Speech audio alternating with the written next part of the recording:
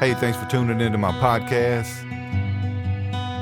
This is Big Head on the Block, hosted by me, Tim Henderson, aka Big Head.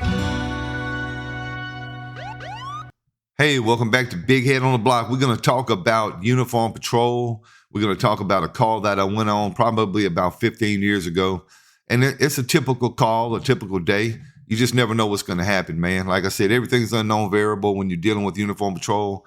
Every situation, there's unknown dangers and risk involved and associated with every call. You just don't know. That's why it's important to have experienced officers in the Uniform Patrol Division.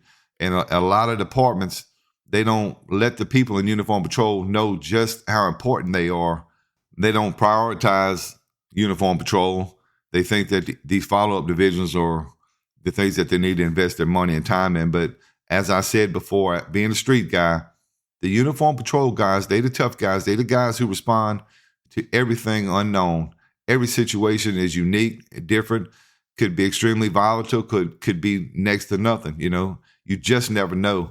But you have to be prepared. You have to be extremely diverse in your knowledge of the laws. You have to be able to react in a millisecond to something where you are having to make an assessment if this is a lawful movement, a lawful act.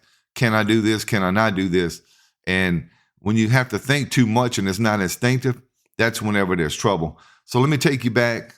As I said, day shift, 2nd District, Highland Road, 5:45 roll call. We get briefed. I'm sure they irritated us at roll call and told us stupid stuff because rarely do you get any good information. They usually just tell you stuff to annoy you, checks or whatever you have to do that day. And I'm just kind of being cynical because I really don't know what happened that particular day. And it could have just been a jovial roll call. I'm not sure.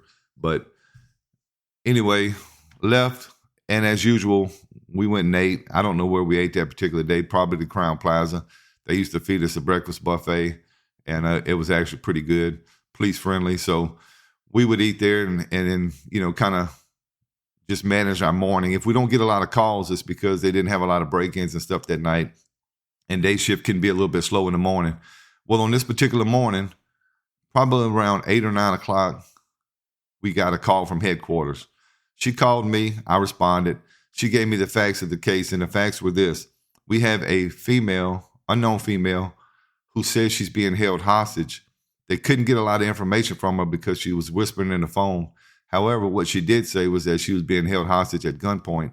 We don't know who's holding her hostage because at some point in time, the phone disconnected. So this is the information that the dispatcher relayed to me. It's a code 3 response, which means lights and sirens.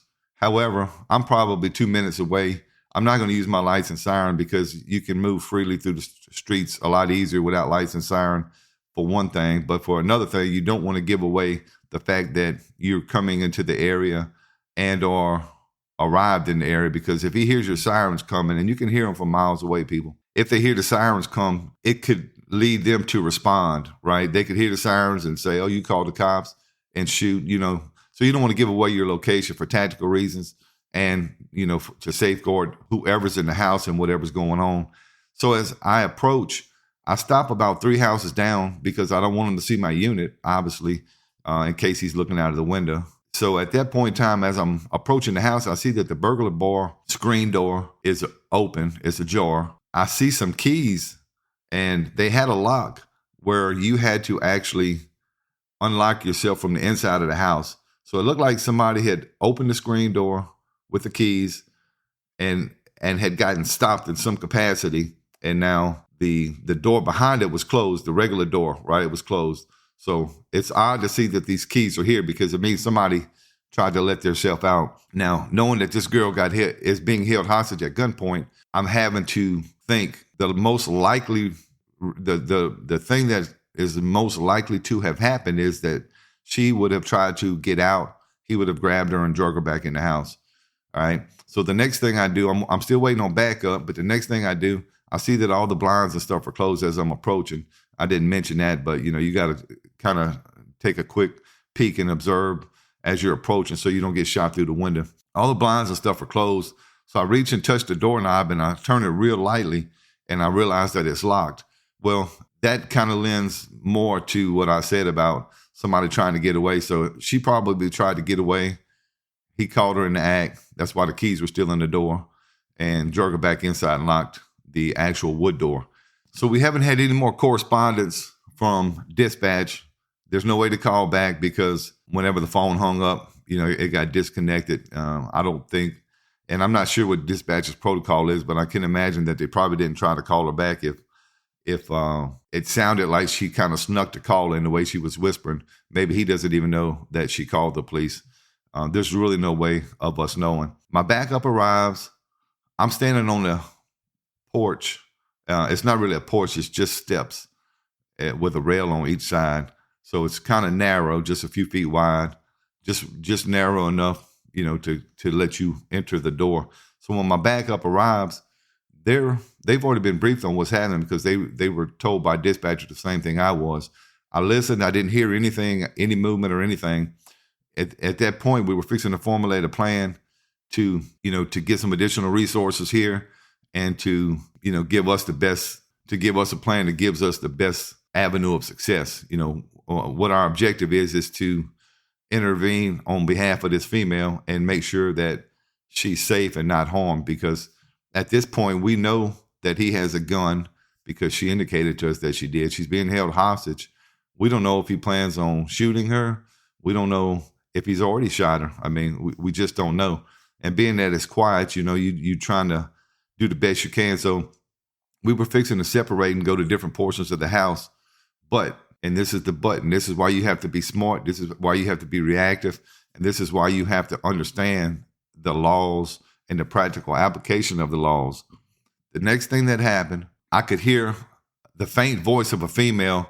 She wasn't hollering, but she was saying, no, no, no, almost in a voice that she was just extremely terrified. Now, the way I interpret her is that she's in fear of death or great bodily harm, which gives me the right to take lethal force against this particular individual. So we don't have SWAT there yet, and we don't have our negotiators there yet. We don't have any resources other than lethal cover, and we also, a couple of us have tasers. So at that point, I make the decision to breach the door. Remember, I told you we don't have a breaching tool. So at that point in time, I have to use my bodily force, which is kicking in the door. So I felt like I could get more into it if I kicked as opposed to lowering my shoulder and trying to get it, because you really didn't have any room to get any kind of good start to move toward the door.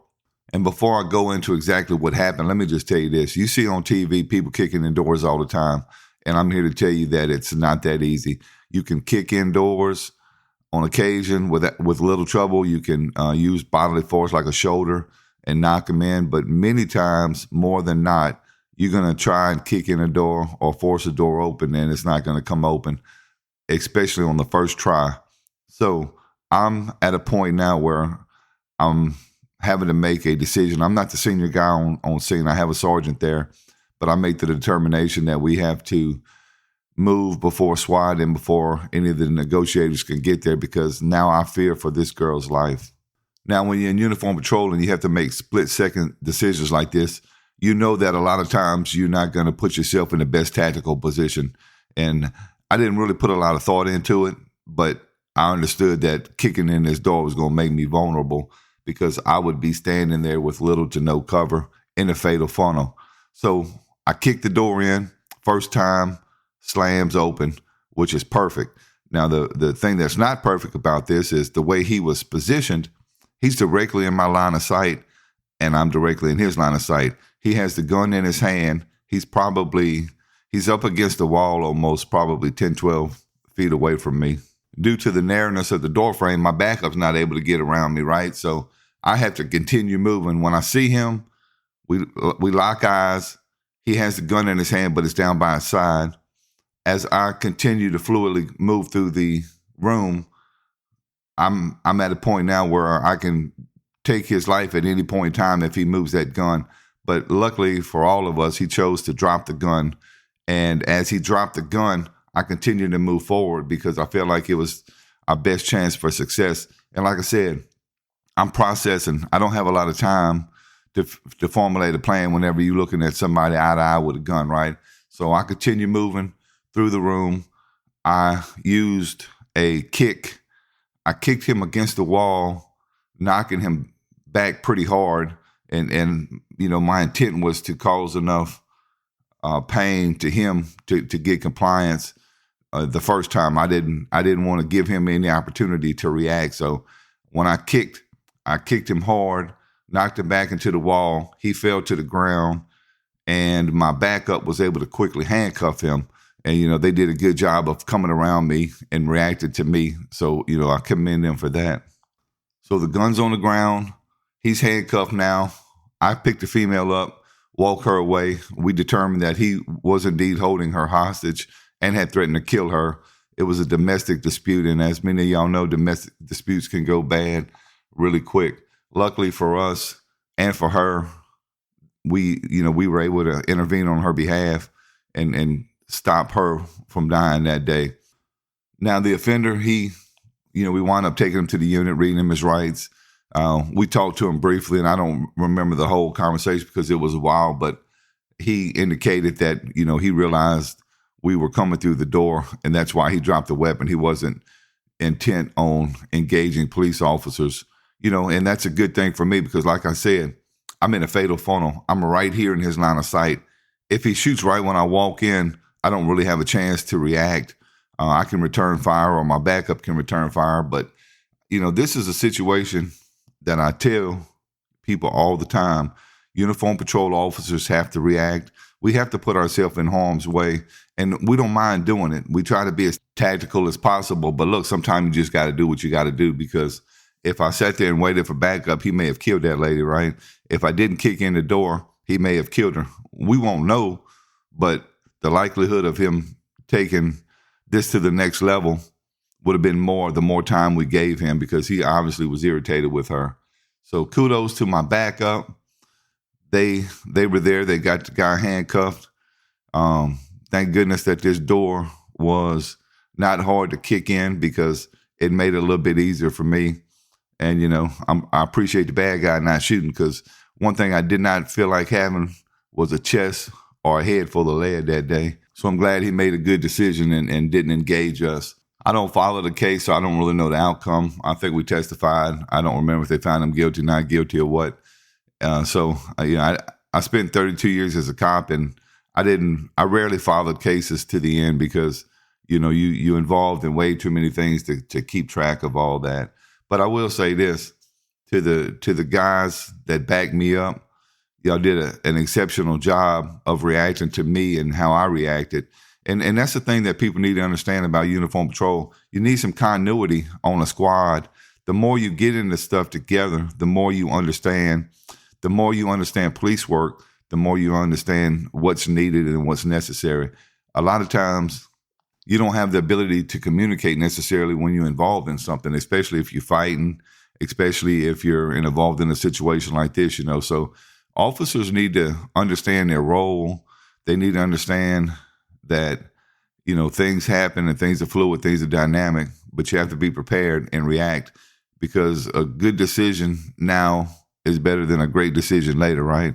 You can only do what you can do in moments like this, and us reacting probably saved the life. Now, just for context, if our backup, our SWAT elements, our negotiators had arrived, they would have taken command of the situation, and they probably would have negotiated a little bit before they made entry. But, at that point in time that we made the decision to do what we did, we didn't have that luxury. But that's why they have SWAT elements. That's why they have negotiators to help with situations like this. But when uniform is called upon to react, you can bet that they're going to react. We're going to do what we can. We're going to put ourselves in harm's way to make sure that an innocent victim who can't fight for themselves isn't seriously injured or killed in these type incidents. Now, listen, this is just a regular day in uniform patrol. It doesn't happen every day, but situations like this, uniform patrol officers are called upon to respond. So just know, if you're critical of some of the situations that these officers are involved in, understand they don't have time on their side when they're making a lot of decisions. A lot of things are so fluid, so dynamic, that they just have to react. And this is just another war story, people. Thanks for tuning in to this episode of Big Head on the Block. I'm Tim Henderson, the host. I look forward to dropping another podcast soon. Please give us any comments, likes, dislikes, or any topics y'all would like to discuss. Thank you.